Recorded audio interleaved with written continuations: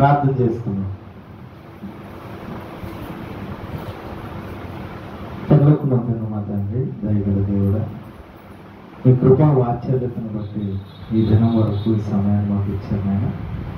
మీ గ్రంథంలో నుండి కొన్ని మాటలు నేర్చుకుంటున్నారు, వాటిని విని మీ తండ్రి గ్రహించిన శక్తిని మాకు అనుగ్రహించమని తండ్రి, వాటి ప్రకారము మా బ్రతుకులు మార్చుకుంటూ బ్రతకడానికి సహాయం చేసాం. మీ మనసులోని మాటలను తెలుసుకుని తండ్రి అనేక మందికి ఈ మాటలు ప్రకటించే వారిగా ఉండడానికి సహాయం దయచేయాలి. మీరు తోడుకుండా నడిపించుకోండి. యేసు పరిశుద్ధ నామములో అడుగు వేడుకుంటున్నాం తండ్రి. ఆమేన్.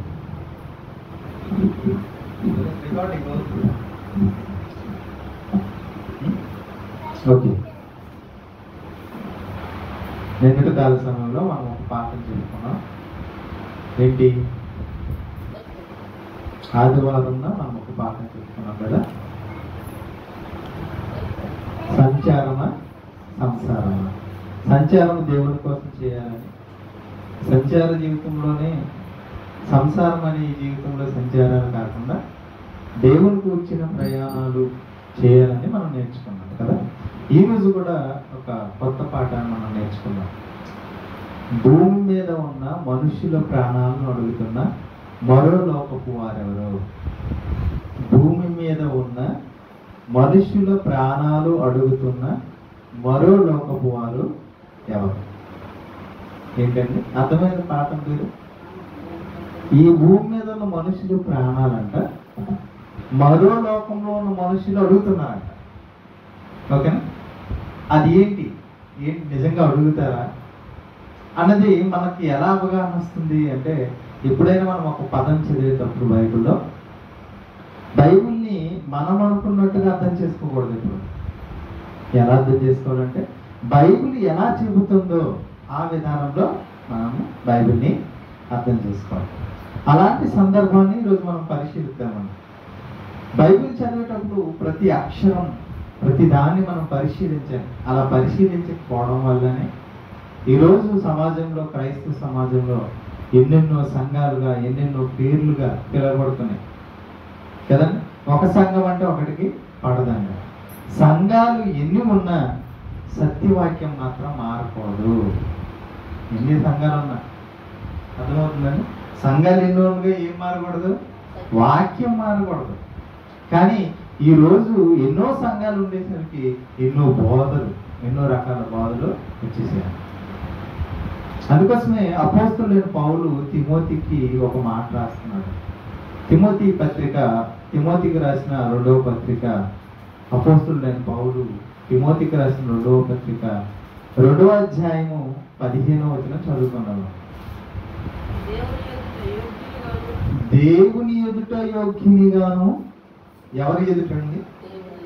అది అంటే చెబుతున్నవారు ఏమని ఊహించుకోవాలంటే, నా ముందు ఉన్న మనుషులు నాకంటే యోగ్యులా కాదా, వాళ్ళకి చెబుతున్నాను కదా, వాళ్ళు నా మాటలు వింటున్నారు కదా, నేను ఏది చెప్పినా పర్లేదు అన్న మనసుతో మనం ఎప్పుడు వాక్యమో చెప్పకూడదు. ఎలా చెప్పాలి? నేను దేవుని ఎదుట చెబుతున్నాను వాక్యం, దేవుని ఎదుట యోగ్యునిగాను, సిగ్గుపడనక్కరలేని పనివానిగాను,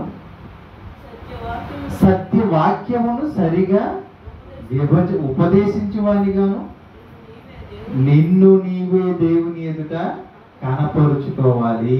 వాక్యం చెప్పేవాళ్ళు ఏం చేయాలి తెలుసా? మనుషుల ఎదుట కనపరచుకోవడం కాదు. ఎవరి ఎదుట కనపరచుకోవాలంట? సత్యవాక్యాన్ని సరిగా ఉపదేశిస్తున్నా చూడు, అది ఎవరి ఎదుట తెలుసా? దేవుని ఎదుట. మనుషులు అనుకో, నువ్వు చెప్పింది అలా నమ్మేస్తారు. మనుషులు అయితే ఏం చేస్తారంటే, మనం ఏం చెప్తే అది నమ్మేస్తారు. కానీ నువ్వు విడదీసి చెప్పాల్సింది ఎవరి ఎదుట? దేవుని ఎదుట. దేవుడు రాసించిన గ్రంథంలో ఉన్నవి నువ్వు ఎలా వివరిస్తున్నావో దేవునికి తెలీదా? తెలుసండి. దేవుని మాటలు కదండి. నువ్వు తప్పు చెబుతున్నావో రైట్ చెప్తున్నావో దేవునికి తెలుసా? తెలీదండి. అందుకోసమే అపోస్తలుడైన పౌలు తిమోతికి చెప్తున్నాడు ఎంత ఖచ్చితంగా, ఆయన నువ్వు మనుషులు ఎదురు చెప్తున్నావు అనుకుంటున్నావేమో, కాదు, నువ్వు ఎవరి ఎదురు చెప్తున్నావు అనే మనసులో ఉండాలి తెలుసా నీకు? దేవుని ఎదుట ఏం చేయాలంట? సత్యవాక్యాన్ని సరిగా విభజించాలి. వాక్యాన్ని తీస్తున్నావా? దేవుని ఎదుట సిగ్గుపడనక్కర్లేని పనివానిగా, అంటే నేను దేవుని ఎదుట చెప్తున్నాను, మనుషుల ఎదుట కాదు. మనుషులు మెప్పు కోసం నేను చెప్పకూడదు. దేవుని వాక్యాన్ని సరిగా విభజించి మీకు అందించాలి. ప్రతి సేవకుడు ఇలా ఆలోచించాలి. అపోస్తలుడైన పౌలు తిమోతికి చెబుతున్నాడు ఈ మాట. ఆయనకైనా అంటే అందరికీ సేవ చేసి వాక్యాన్ని బోధిస్తున్న ప్రతి ఒక్కరూ వారి మనసులో ఏం పెట్టుకోవాలి తెలుసా? మొదట నేను ప్రకటిస్తున్నది వాక్యాన్ని సత్యంగా ప్రకటిస్తున్నానా, విడదీసి మంచిగా చెప్పగలుగుతున్నానా, నేను ఎవరి ఎదుట చెప్తున్నాను, నిన్ను నీవే నీ దేవుని ఎదుట కనపరుచుకోవాలా కదండి. ఓకే, అంటే మనం ఇలా ఆలోచించాలి. చెప్పే వాక్యం చెప్పేవారు ఇలా ఉండాలి అని బైబిల్ చెప్తుంది. ఎలా విడదయ్యాలో ఈ పాఠం ద్వారా మనం కొన్ని విషయాలు నేర్చుకున్నాం. ఓకేనా? పాఠం పేరు భూమి మీద ఉన్న మనుష్యుల ప్రాణాలను అడుగుతున్న మరో లోకపు వారు ఎవరు అన్నది పాఠం. అంటే అసలుకి ఈ వాక్యం ఎక్కడ ఉంది? అసలుకి ఈ పాఠం రావడానికి బైబిల్లో ఎక్కడో ఒక సందర్భం ఉంటుంది. ఏ పాఠం చెబుతున్నా ఆ పాఠానికి సంబంధించిన మూల వచనం ఒకటి ఉంటుంది బైబిల్లో. ఆ వచనం ద్వారా పాఠం అనేది తయారవుతుంది. ఓకేనా? లోక సువార్త 12వ అధ్యాయం 20వ వచనం చదువుకుందాం. లోక సువార్త 12వ అధ్యాయం 20వ వచనం.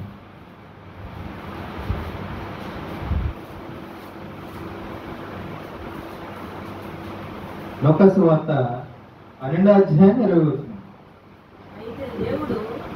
అయితే దేవుడు, ఇక్కడ సందర్భం ఏంటంటే ఒక ధనవంతుడు ఉన్నాడు. ధనవంతుడు ఉన్నాడు. అది ఎక్కడ ఉంది చదువుదాం. 17వ వచనంలో, 16వ వచనం నుంచి చదువు. మరియు ఆయన వారితో ఈ ఉపమానం చెప్పాను. యేసుక్రీస్తు ఉపమానం చెప్తున్నాడు. ఉదాహరణగా శిష్యులకి ఆ చుట్టూ ఉన్న జనాంగానికి అర్థమవడానికి ఒక ఉపమానం ఉదాహరణగా చెప్తున్నాడు. ఏమని? ఒక ధనవంతుని భూమి సమృద్ధిగా పండిందంట. ఓకేనా? ఆ ధనవంతుడు తన ప్రాణంతో చెప్పుకుంటున్నాడంట, ప్రాణమా తినుము త్రాగుము సుఖించుము అని చెప్పుకుంటున్నాడు. చెప్పుకుంటున్నప్పుడు అయితే దేవుడు ఏమంటున్నాడు చూద్దాం. అయితే దేవుడు, వెర్రివాడా, ఈ రాత్రి నీ ప్రాణమును అడుగుచున్నారు అంటున్నాడు. నేను అడుగుతున్నానని చెప్పట్లేదు. వెర్రివాడా, దేవుడు ఏమంటున్నాడు ఆయనతో, ధనవంతుడితోని? వెర్రివాడా, ఈ రాత్రి నీ ప్రాణమును అడుగుచున్నారు. ఎవరు అడుగుచున్నారు? దేవుడా. దేవుడు అంటున్నాడు నీ ప్రాణమును అడుగుచున్నారు. అంటే ఎవరో అడుగుతున్నారని చెప్తున్నాడు. ఎవరు వారు? అది ఈరోజు పాఠం. అర్థమవుతుందండి?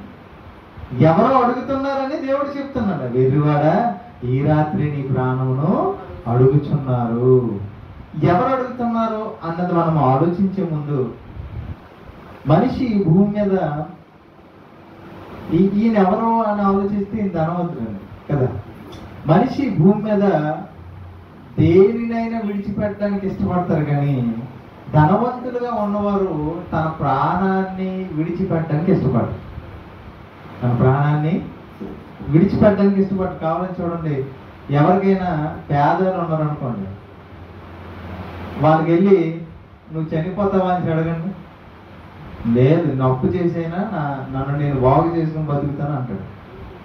అలాగని ధనవంతుడి దగ్గరికి వెళ్ళండి, నువ్వు చనిపోవాల్సి ఉంది ఈరోజు రాత్రి అంటే, నువ్వు చనిపోతావని చెప్తే, లేదు నేను ఎన్ని కోట్లు పెట్టాను నా ప్రాణాన్ని దక్కించుకోవాలంటాడు. అంటే మనిషికి భూమి మీద బ్రతకాలనే ఆశ ఎక్కువ.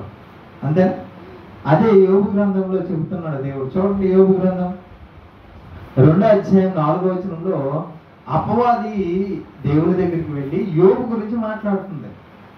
మనుషులు ఎలాంటి వారు అన్న సంగతి చెబుతుంది అక్కడ. యోబు గ్రంథం 2వ అధ్యాయము, యోబు గ్రంథం 2వ అధ్యాయము 4వ వచనం. యోబు గ్రంథం 2వ అధ్యాయం 4వ వచనం.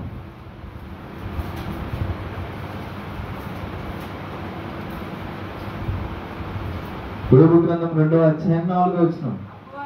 అపవాది చర్మము కాపాడుకున్నట్టుకై, చర్మమును తన ప్రాణమును కాపాడుకున్నట్టుకై తనకు కలిగినది యావత్తును నరుడిచ్చును కదా. మనిషి ఏం చేస్తారంట? తన ప్రాణాన్ని కాపాడుకోవడానికి, ఈ భూమి మీద బ్రతకడానికి తనకున్నది యావత్తు ఇచ్చేస్తాడంట. అర్థమవుతుందండి? తన ప్రాణం మొత్తాన్ని ఇచ్చేయడానికి కూడా ఏం చేస్తాడు నరుడు? ఏం చేస్తాడంటే మళ్ళీ చదువు. తన ప్రాణమును కాపాడుకున్నట్టుకే తనకు కలిగినది యావత్తును నరుడు ఇచ్చును కదా. అంటే తనకి ఎంత ఆస్తి ఉన్నా, ఎంత ధనవంతుడైనా ఐశ్వర్యం మొత్తం ఇచ్చేస్తాను, నాకేం కావాలి? నా ప్రాణము కాపాడు. అంటే ఇక్కడ మనకు ధనం ఎక్కువ అనేసి అర్థమవుతుందా, దేవుడు ఎక్కువ అన్నట్టుగా అర్థమవుతుందా? అర్థమవుతుందండి? మనిషికి ప్రాణం ముఖ్యమా, డబ్బు ముఖ్యమా? మనిషి ఏమనుకుంటాడు? యదమ్మో జగత్తుకి ఒక డైలాగ్ ఉందండి, ఒక సామెత, ధనం మూలం యథం జగత్ అన్నారు. అంటే అర్థం ఏంటో తెలుసా? అంటే ఈ భూమి మీద అన్నిటికీ మూలం ఏదో తెలుసా? డబ్బు అన్నారు. కానీ ప్రాణం మీదకి వస్తారు డబ్బు అవసరం, డబ్బు ఉండాలా? ఇప్పుడు నా ప్రాణం పోతుంది, డబ్బు రక్షించగలదా? ప్రాణం పోతుంది, ప్రాణాన్ని ఆపగలదా డబ్బు? మరి ప్రాణాన్ని తీసేది ఎవరు? అర్థమవుతుందా? ఇక్కడ ఏమంటున్నాడు అపవాది? ఇదిగో, ఎవరైనా భూమి మీద తను కాపాడుకోవడానికి, తన ప్రాణాన్ని కాపాడుకున్నట్టుకి తమకు కలిగినది యావత్తును నరుడిచ్చును కదా. అంటే భూమి మీద ప్రాణం కంటే గొప్పదేది లేదు. భూమి మీద ప్రాణాల కంటే గొప్పదేది లేదు. ప్రాణం ఉంటేనే నీకు డబ్బు అవసరత, ప్రాణం ఉంటేనే దాన్ని అనుభవించగలవు. అవునంటారు కాదంటారు? ఇప్పుడు ప్రాణము డబ్బు అని పక్కన పెట్టారనుకోండి, ఏది కోరుకుంటారు మనిషి? ముందు ప్రాణం ఉంటేనే కదా డబ్బు అంటాం. అసలు ఈ ప్రాణాలు తీసేది ఎవరు? ఎందుకు చెప్పండి? ప్రాణం భూమి మీద ఉండాలన్నా, ఈ ప్రాణం ఈ భూమి నుంచి తొలగించాలన్నా ఎవరి చేతిలో ఉంటుందండి? మరి ఎవరిని నమ్ముతున్నారు మనుషులు? ప్రాణాన్ని కలుగు చేసి ఇచ్చిన దేవుని నమ్ముతున్నారా? ప్రాణం వచ్చిన తర్వాత ఈ భూమి మీదకి వచ్చి సంపాదించిన ఆస్తిని నమ్ముతున్నారు మనిషి? డబ్బులు నమ్ముతున్నారు. కానీ అసలు ఈ భూమి మీద నువ్వు డబ్బు సంపాదించడానికైనా, ఈ భూమి మీద నువ్వు బ్రతకడానికైనా నీకు ఆయుష్నిచ్చింది, ప్రాణం ఇచ్చింది దేవుడు. నువ్వు నమ్మాల్సింది దేవుడిని కదండి. చూడండి, ప్రాణాలను ఎవరు తీస్తున్నారు చూడండి. యోబు గ్రంథం 27వ అధ్యాయం, యోబు గ్రంథము 27వ అధ్యాయం 8వ వచనం అండి. యోబు గ్రంథం 27వ అధ్యాయము 8వ వచనం. దేవుడు వాని కొట్టువైనప్పుడు, వాని ప్రాణము తీసివేయినప్పుడు, ఎవరు తీస్తారండి ప్రాణం? ఒక మనిషి ప్రాణం ఎవరు తీస్తారు? దేవుని చేతిలో ఉంటుంది. ప్రాణం తీసే అధికారం ఎవరికి ఉంటుంది? దేవునికి ఉంటుంది. కాబట్టి నువ్వు నమ్మాల్సింది ఎవరిని? దేవుడినా, ధనాన్న? ఒకవేళ ధనం నమ్మావు అనుకోండి, దేవుడు ఏమంటున్నాడు తెలిసి? యాకోబు పత్రిక 5:1 వచనంలో ఒకసారి చూడండి. ధనవంతుల గురించి మనం ఏమనుకుంటామంటే, ధనవంతులు చూసి కొంతమంది ధనవంతులుగా ఉన్నవారు, డబ్బు ఉన్నవారు వారు సంతోషపడతారు కదా. కానీ బైబిల్ ఏం చెప్తుందో తెలుసా? మీరు ఏం చేయాలో యాకోబు 5:1 ఉంది. ఒకసారి చూడండి. యాకోబు పత్రిక 5వ అధ్యాయం 1వ వచనం. ధనవంతులారా, మీ మీదకు వచ్చేది ఉపద్రవములను ఊర్చి ప్రలాపించి ఏడుగురి. ధనవంతులారా ఏడండి అంటున్నారు. ఏం చేయమన్నాడు దేవుడు? ధనవంతులారా మీరు ప్రలాపించి ఏడవండి, మీ మీదకి ఏమొస్తుందంట? ఉపద్రవం వస్తుంది, ప్రమాదాలు వస్తాయి, జాగ్రత్త, ఏడవండి ముందే అంటున్నాడు. మనం ఏం చేస్తాం? లోకంలో ఉన్న మనుషులు డబ్బు ఉంటే ఇంకా సంతోషపడిపోతున్నారు కదా. డబ్బు ఉంటే ఏంటంటే సంతోషం. కానీ దేవుడు ఏమన్నాడు? ఆయన డబ్బు ఉంటే నీకు బాధ వస్తుంది, జాగ్రత్త, ఏడుగు అంటున్నాడు. అంటే డబ్బు రక్షించదా నిన్ను? నీ ప్రాణాన్ని రక్షించదా? ఎంత డబ్బు ఖర్చు పెట్టి హాస్పిటల్కి వెళ్తారు. మొన్న కరోనా టైంలో ఎస్పి బాలసుబ్రహ్మణ్యం ఎన్నో వేల పాటలు పాడాడు, ఎన్నో కోట్లు గడించాడు. కోట్ల రూపాయలు ఉన్నా కూడా కరోనా టైంలో వాళ్ళ కొడుకు కోట్ల రూపాయలు ఖర్చు పెట్టడానికైనా సిద్ధం. కానీ డాక్టర్లు ఏమన్నారు? ఆ వల్ల కాదు. అయినా మీకు కోట్లు ఇస్తామంటే, అయ్యా మీరు కోట్లు ఇచ్చినా, కోట్ల రూపాయల ఆస్తి ఇచ్చినా ప్రాణాన్ని మేము రక్షించలేము. ఎందుకు? జీవ మరణములు యెహోవా వశము. ఎవరి వశంలో ఉన్నాయి? ఒక మనిషి భూమి మీద బ్రతకాలన్నా, ఒక మనిషి భూమిని విడిచిపెట్టి మరణం పేరుతో వెళ్ళాలన్నా, ప్రాణం పోవాలన్నా ఎవరి చేతిలో ఉందో తెలుసా? ధనం చేతిలో లేదు. ధనం నిన్ను రక్షించదు. మరేం రక్షిస్తుంది? దేవుడు నిన్ను రక్షిస్తాడు. ఒక ప్రాణం నిలబడాలంటే నువ్వు నమ్మాల్సింది దేవుణ్ణి, ధనాన్ని కాదు. ధనం నిన్ను విడిచిపెట్టిపోతుందని చెప్పాడు దేవుడు. దానికి ధనము రెక్కలు వచ్చి ఎగిరిపోవని చెప్తున్నాడు. అవి క్షీణించిపోద్దంట. కింద అదే వచనాల్లో రాయబడ్డాయి అనమాట. ఇంకా ఇంకా ఇంకా చూద్దామండి.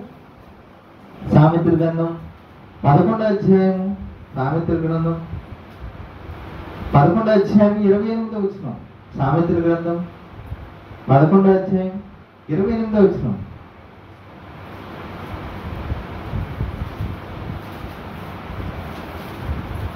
సామెతల గ్రంథం 11వ అధ్యాయం 28వ వచనం.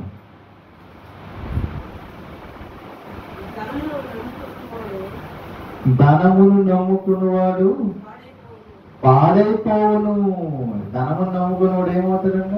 పాడైపోతాడంట. మనం ధనం నమ్ముకోవాలని ఎంతో మంది ప్రయత్నాలు చేస్తున్నారు ఈ భూమి మీద కదండి.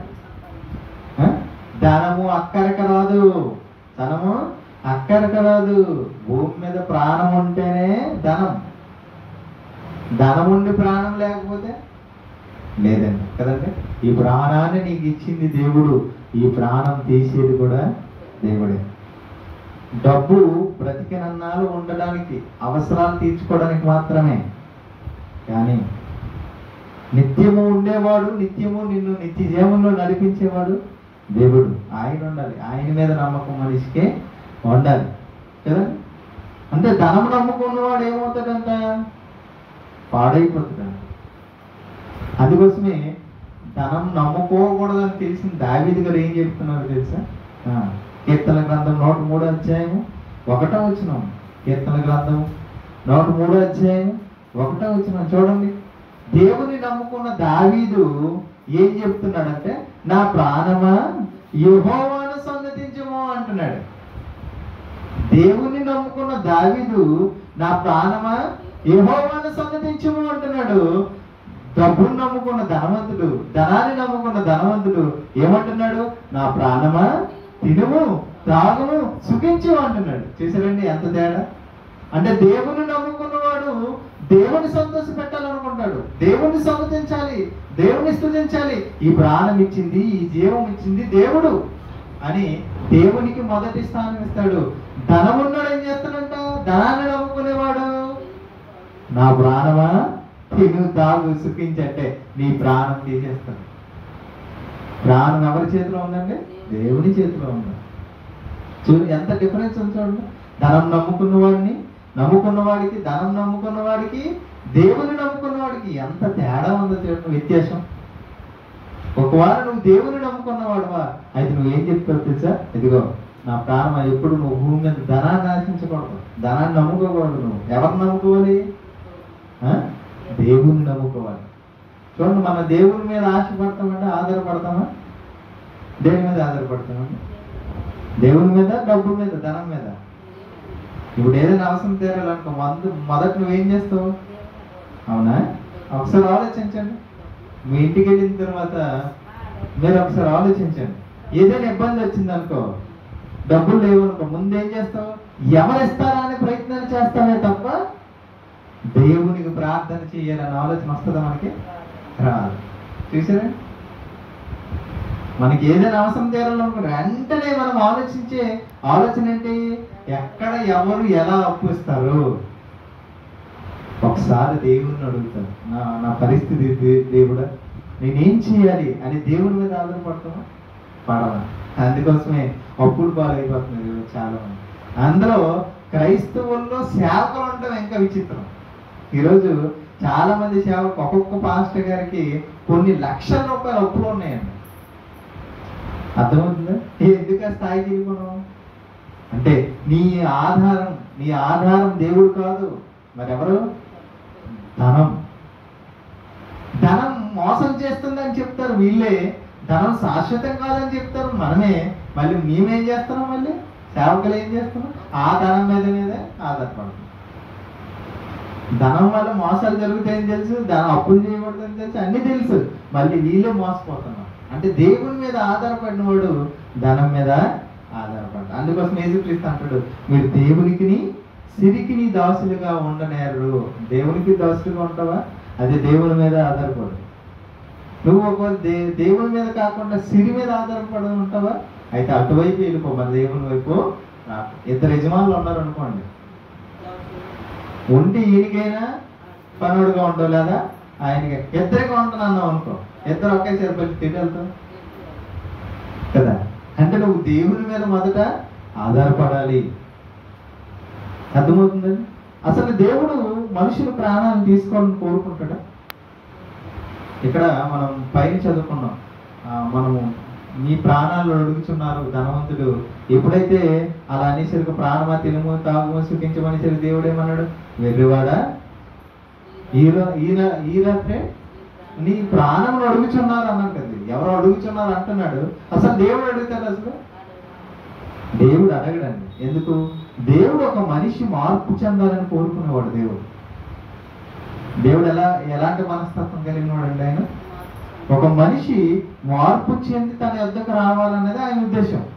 ఎప్పుడు ఆయన ప్రాణాలు తీసుకొని అని ఎదురు చూసేవాడు దేవుడు కాదండి.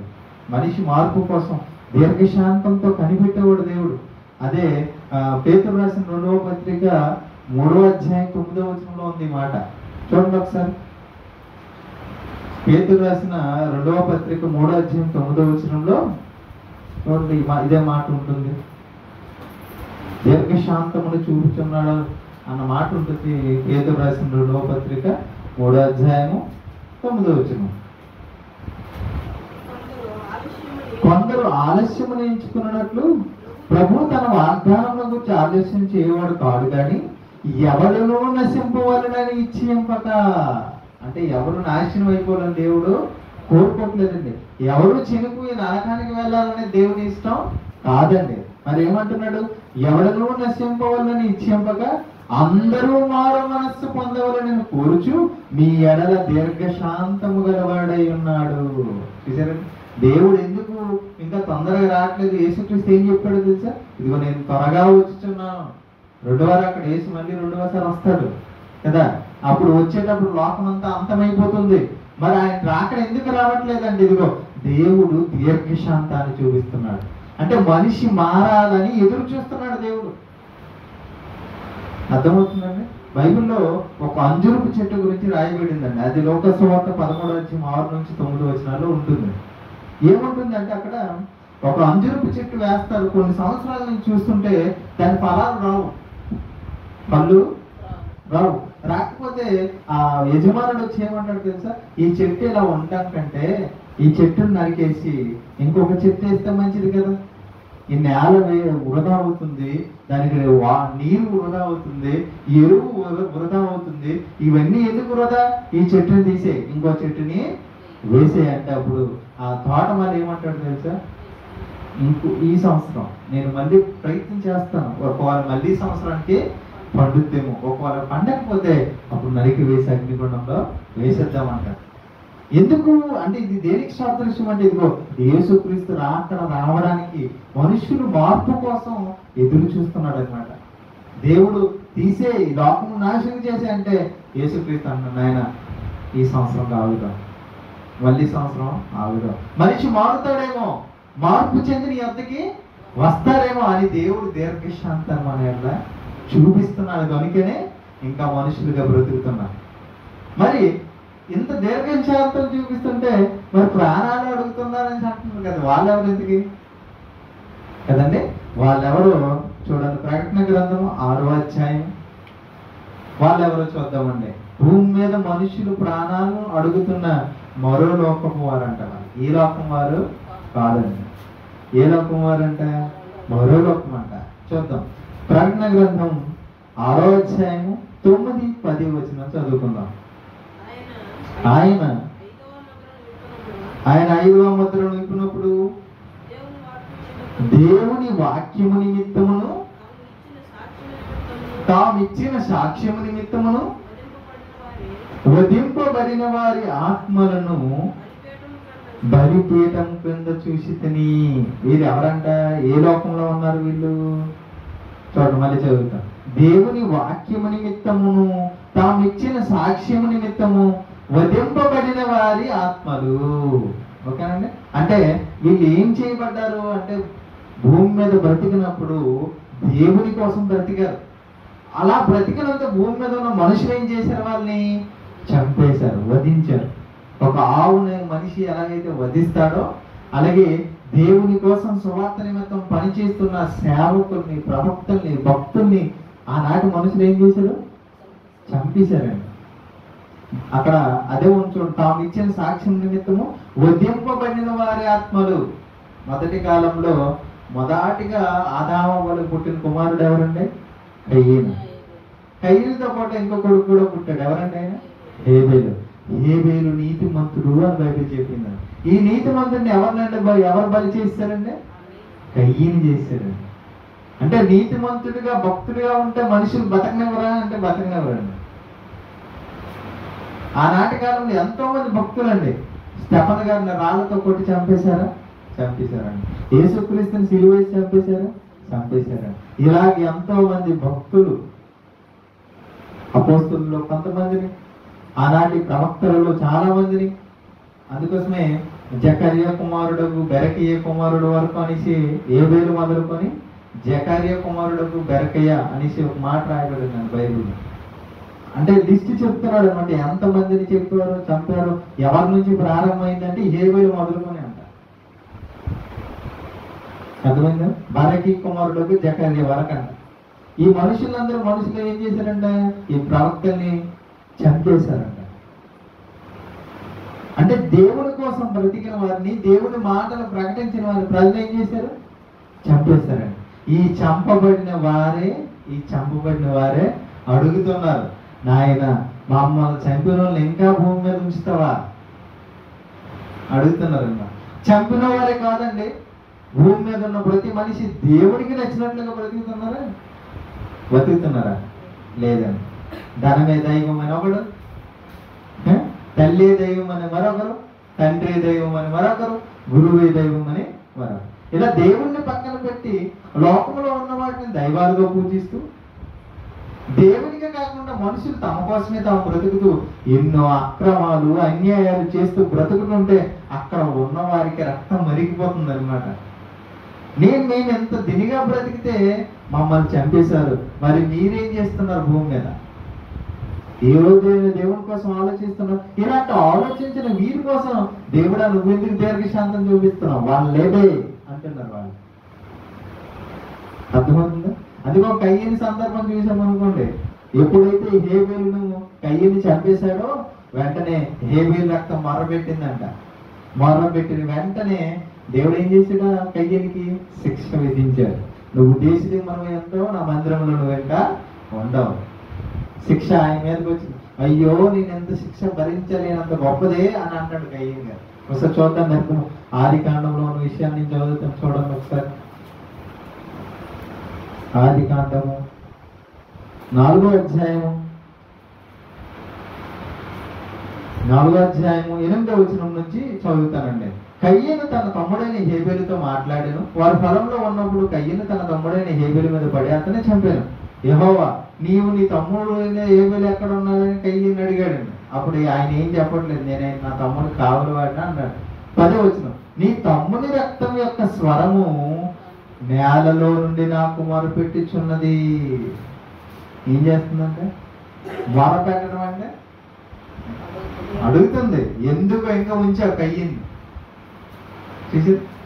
ఇంకా కిందనేమంటాడంటే దేవుడు ఆయన్ని శాపం కలిగించిన తర్వాత కయ్యని గారు ఏమంటారు తెలుసు? అందుకు కయ్యను, నా దోష శిక్ష నేను భరింపలేనంత గొప్పది. నేడు ఈ ప్రదేశం నన్ను వెళ్ళగొట్టివి, నీ సన్నిధికి రాకుండా వెలివేయబడి దిగులు పడుచు భూమి మీద దేశమున్నాయి ఎందును ఆయన బాధపడుతున్నాడు. అంటే చంపిన వెంటనే అక్కడ ఏం జరుగుతుంది? నీతిమంతుల రక్తం మొరపెడుతుంది శిక్ష విధించమని. అంతేకాదండి, ఇప్పుడు మనం చదువుకుంటున్నాం కదా ప్రకటన గ్రంథంలో ఉన్న విషయం. ప్రకటన 6వ అధ్యాయము 9-10 వచనంలో ఉన్న మాటలు కూడా చదువుతాం ఒకసారి చూడండి. ప్రకటన గ్రంథం 6వ అధ్యాయం 9-10 వచనాలు. దేవుని వాక్యము నిమిత్తము తాము ఇచ్చిన సాక్ష్యం నిమిత్తము వధింపబడిన వారి ఆత్మలను బలిపీఠము క్రింద చూసి తిని. బలిపీఠం అంటే ఏంటండి? బలి ఇచ్చే పీఠము కదండి. ఈ ఆత్మలు, వధింపబడిన ఆత్మలను ఎక్కడ బలి ఇవ్వబడ్డాయి? చాలా మంది బైబిల్ని అర్థం చేసుకునే విధానంలో కూడా లోపాలు ఉంటాయి. బలిపీఠం అంటే పులిపీఠము, పులిపీఠం అంటే బలిపీఠం అని చర్చిలో కట్టుకుని బలిపీఠాన్ని చూపిస్తున్నారు. బలిపీఠం అది అది కాదండి, వధింపబడటానికి నిర్మించిన ఒక పీఠము అని అర్థం కదండి. ఇక్కడ బలిపీఠం అంటే ఏదో కాదండి, భూమిని దేవుడు ఏమన్నాడు? భూమి నా పాద పీఠం. అర్థమైంది? భూమి నా పాద పీఠం అని. పీఠం ఈ మనుషులు ఎక్కడ బలయ్యారు? భూమి మీద. అదే ఆ పీఠం చెప్తున్నాడు అన్నమాట. బలిపీఠం అంటే అది. వీళ్ళేమో ఇంకోటి ఇంత పోడియం కట్టేసి దీన్ని బలిపీఠం అంటున్నారు. వీళ్ళు చూసారండి. అంటే బలి ఇచ్చే ఒక పీఠము దాని అర్థం. ఆనాటి కాలంలో, ఇజ్రాయెల్ కాలంలో యాజకులు బలి ఇచ్చేవారు, దాన్ని బలిపీఠం అనేవారు. ఈరోజు వీళ్ళేమో ఒక చిన్న దిల్లా కట్టుకొని దాన్ని బలిపీఠం అని పేరు పెట్టారు. చూడండి అంత డిఫరెన్స్. ఇక్కడ రాయబడిన ఈ బలిపీఠం ఎదురు తెలుసంటే భూమి మీద కదండి ఆత్మల్ని వాళ్ళు చంపారు, వారు మనుషులు చంపారు కదండి, ప్రవక్తని. అందుకని చెప్తూ బలిపీఠము కింద, బలిపీఠం కింద ఏముంది? పాతాళం ఉంది. పాతాళంలో ఎవరున్నారు? పరదేశులు ఎవరున్నారు? భక్తులందరూ ఉన్నారు. ఎక్కడున్నారు వీళ్ళందరూ అంటే పాతాళంలో, పరదేశంలో ఉండి అడుగుతున్నారు అనమాట. ఏమని? మమ్మల్ని చంపు, భూమి మీద నీ కోసం బ్రతకకుండా ఎంతమంది మమ్మల్ని చంపిన వాళ్ళు ఉన్నారు, అలాంటి వారిని హింసించిన వారు ఎంతమంది ఉన్నారు, వారికి ఇంకా తీర్పు తీర్చవా? అదే చదువుతున్నాం చూడండి. వారు నాథా సత్యస్వరూపి పరిశుద్ధుడా ఎందాక తీర్పు తీర్చకయు మా రక్తము నిమిత్తం భూనివాసులకు ప్రతిదండన చేయకు ముందు దగ్గరగా కేకలు వేసిరి. అడుస్తున్నారంట. ఎన్ని రోజులు ఇంకా తీర్పు తెచ్చు? ప్రతిదండన ఎప్పుడు ఎందుకు ఇంకా చేయట్లేదు? వాళ్ళు చేసిన పనులకు నువ్వు ఇంకా శిక్ష ఏమి విధించట్లేదని అడుగుతున్నారు. ఏ లోకం నుంచి?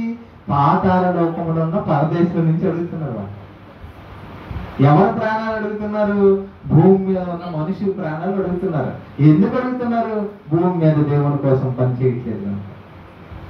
భూమి మీద ఉండి దేవుని పనుల్లో ఉండకుండా మనిషి తన పనుల్లో ఉంటున్నాడు కనుక. అర్థమవుతుందండి? మన వాళ్ళకంటే ఇప్పుడు ఉదాహరణకి నేను చెప్పాను, ఒక చెట్టు ఉందనుకోండి, చెట్టు ఫలంలో కాయకపోతే మనం ఏం చేయమంటాం? ఎందుకమ్మా మొక్కలు వేస్తాను? ఆ పువ్వులు పూడిపోతుందని తీసే ఆ మొక్కలు తీసి వేరే మొక్కలు వెయ్యి అంటారు కదా. వాళ్ళు కూడా అలాగే అడుగుతున్నారు. ఎందుకు నైనా వాళ్ళు భూమి మీద ఉన్న ఎందుకు వాళ్ళు లేపి, ఒక్కొక్కరిని లేపి, ఎవరైతే ఆ ప్రాణమ తినుము త్రాగు అనే మనసులో ఉన్నారు వాళ్ళందరినీ వాళ్ళని పంపించే, ఎందుకు ప్రాణాలు తీసి అంటున్నారు అనమాట. అప్పుడు దేవుడు చెప్తున్నాడు, వెర్రివాడ అని చెప్పాడు ధనవంతుడికి. వెర్రివాడ, నీ ప్రాణాలు అడుగుతున్నారు వాళ్ళు, ఏం చేయాలి ఇప్పుడు? నువ్వేమో తిను త్రాగు సుఖించి అంటున్నావు. ధనం మోసం చేస్తుంది. ధనం నమ్ముకోకూడదు, దేవుణ్ణి నమ్ముకోవాలి. మరి ఎందుకు వాళ్ళు అక్కడ ఉన్నారా? అలాగే ఉన్నారు అక్కడ అంటే లెక్క పూర్తి అవ్వలేదు ఇంకా. ఎవరైతే నీతిమంతులు లెక్క పూర్తి అయిన తర్వాత అందరితో కలిసి పరలోకం వాళ్ళు వెళ్ళాల్సి ఉంది. ఇది హెబ్రీయులకు రాసిన పత్రిక 11వ అధ్యాయం 39వ వచనం 40వ వచనంలో ఈ మాట రాయబడి ఉంటుంది. ఒకసారి చూద్దాం. హెబ్రీయులకు రాసిన పత్రిక 11వ అధ్యాయం 39, 40 వచనాల్లో, వీరందరూ తమ విశ్వాసం ద్వారా సాక్ష్యం పొందిన వారైనను మనము లేకుండా సంపూర్ణులు కాకుండా నిమిత్తము దేవుడు మన కొరకు మరి శ్రేష్టమైన దానిని ముందుగా సిద్ధపరిచిన కనుక వీరు వాగ్దాన ఫలం అనుభవించలేదు. ఎందుకు లేరు? ఇంకా లెక్క పూర్తి అవ్వలేదు. దేవుని లెక్క ఎంతమంది ఉండాలో తన రాజ్యంలో, తన పరలోకంలో, ఆ లెక్క ఇంకా నీతిమంతుల లెక్క పూర్తి అవ్వలేదు. ఎంతమంది చనిపోయిన నీతిమంతులంతా అక్కడికి వెళ్ళిపోతున్నారు. అర్థమవుతుందండి?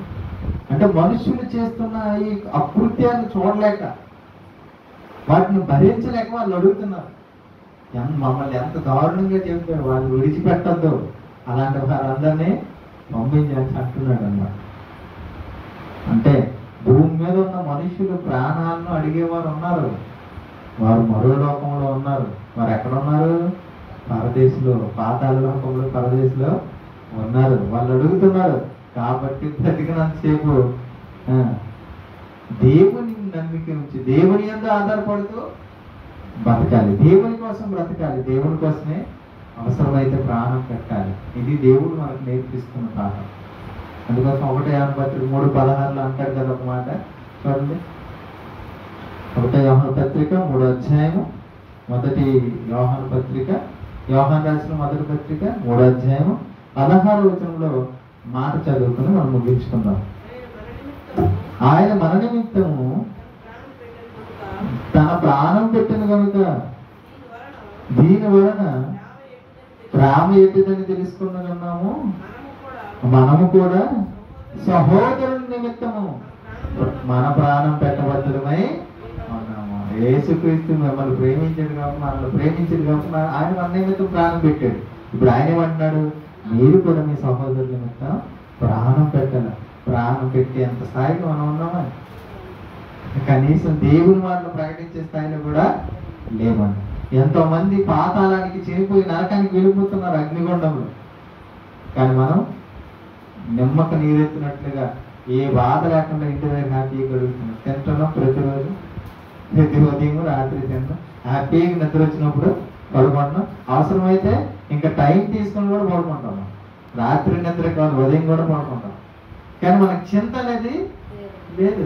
దేవుడి పని చెయ్యాలి, నేను చేయలేకపోయినా కొంతమంది చేత నేను ప్రకటించాను మా ఊర్లో అని చింత మనలో లేదండి కదండి. ఇలా ఉంటే మన ప్రాణాలు కూడా అడుగుతారు వాళ్ళు.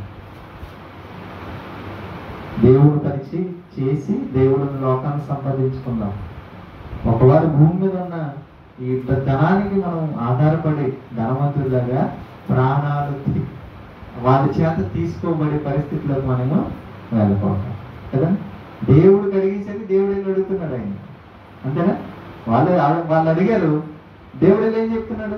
ఒరే వెర్రివాడా, నీ ప్రాణాలు అడుగుతున్నారు. ఇప్పుడు ఆ పరిస్థితి మన వరకు రాకపోవడం. ఒక ప్రార్థన చేసుకున్నాం. ప్రార్థన. పర్లోక మందిరం మా తండ్రి,